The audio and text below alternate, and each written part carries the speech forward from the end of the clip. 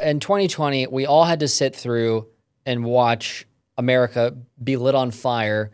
First of all, because everyone was locked down. I think there was a lot of pent up anger and people were at home, unrightfully so. And I disagree with the lockdowns. I don't think they should have ever happened.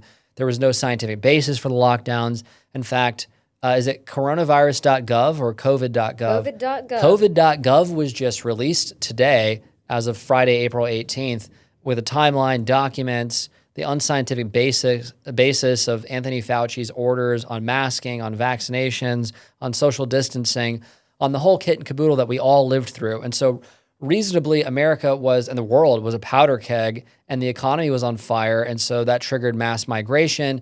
It triggered outrage when people finally got let out. And then George Floyd, who was a thug and a felon and a violent offender and had a terrible rap sheet and is not worthy of emulation or respect or praise or really even a footnote in history, after he overdosed on fentanyl and an unfortunate sort of camera angle and camera opportunity, that's justification for lighting half of America on fire. I'm sorry, and for tearing down statues of Thomas Jefferson and George Washington. But when Austin Metcalf, a white high school student, tells a kid who's not under his tent to leave, and then the kid tells him, "Make me," and then Austin Metcalf reportedly touches him and pushes him, and then the first instinct of this thug was to grab a knife out of his backpack and stab the kid in his chest and his heart, and then the kid bled to death in his brother's arms. I'm sorry. I don't feel any sympathy for this thug and his family. I don't believe what his family's spokesperson said. They have this felon running around who's tied to George Soros's NGAN network, who got people, who's famous for getting Next Generation Action Network, which is tied to Cori Bush and squad members for releasing bail, getting thugs and violent criminal offenders out of jail. I mean, this kid does not deny that he murdered. He admitted to murdering Austin Metcalf on site. Admitted it. Didn't contest it at all. So it's a slam dunk case of just wanton, craven racial violence, or this guy acting like trying to act alpha. He's really just some repressed beta, and he whips out a knife and stabs the guy in the heart. And then we have this story that's following up. I mean, the father of Austin Metcalf, immediately said, in a moment, I got to admit, I disagreed with this, and Socrates criticized me. I was like, first, like, why is the father of Austin Metcalf out there saying, like, he feels bad for the family of the perp? And I was just like, I can't believe that was his initial reaction. But I actually do think it takes a lot of compassion and integrity and Christ-like energy for that to be where he's at, for him not to stew in racial animus and racial hatred, and for him to say, God, I feel so bad for that family. And then what happens? Okay, so I think that shows his character. And then he just goes to the press conference that involves the death of his son and his other son's arms, where this grifter and felon who's connected to George Soros and clearly a puppet of George Soros, who just got the bail reduced from $1 million to $250,000 and on home arrest, and all this money's being raised, and apparently they're getting advances from GoFundMe to move into a more expensive house and have a car. I'm sorry, I do not have any empathy for this family. They have a known felon as their spokesperson.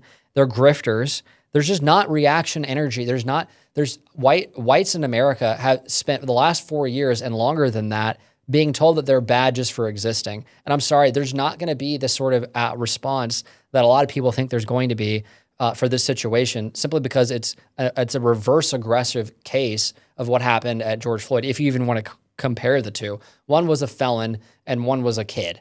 And those two aren't even really comparable in cases. I saw Gallup data from 2018 that showed that 55% of white Americans believe that they faced racial bias for being white. So that was before BLM. That was before the BLM summer. That was before all the insanity. No doubt that's increased. And so, I mean, it's high time we addressed the racial topic head on in this country.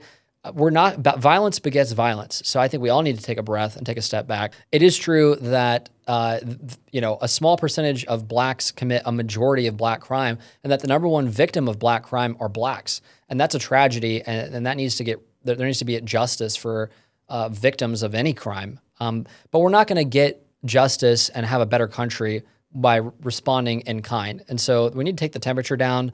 We need to not play into the globalist larger narrative for race riots and a racial civil war in 2025, because that's how the globalists can hang on to power and try to take us down into their tyrannical nightmare dystopian with them. So we can't do that. We can't allow ourselves to go down that rabbit hole. We can't allow this to create more online extremism on either side. We can't. I mean, I'm looking at some of the comments on the GoFundMe, and it's like, Rosa Parks was sitting in a bus, and now if she could see you today, she'd be so proud of you for stabbing a kid in the chest for a fight that you started.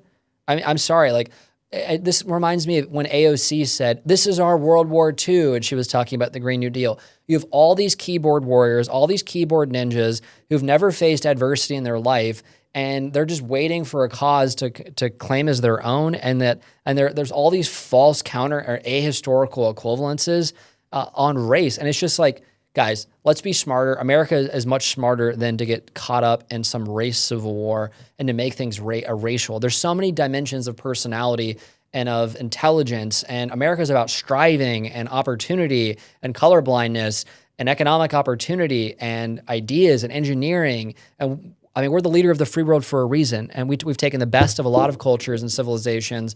It's in our DNA, and we can and we will be a people group, unless we allow this to result in ethnic and racial factionalization and segregation and radicalization. Then we become a powder keg that is ready, and then we'll become a powder keg that can be manipulated by forces above us, and then we won't be living in our destiny. So I'm calling on anyone who's watching this to smash the like button if you agree. Write in the comments what you think we should focus on to unify our country and our nation and to move us forward into another golden age of prosperity and ideas and deliverables, and redefine what it means to be a Western person. So yeah, smash the comments, smash the like button and leave a comment below if you agree. If you don't agree, tell us why you don't agree. And with that, we'll see you in the next video.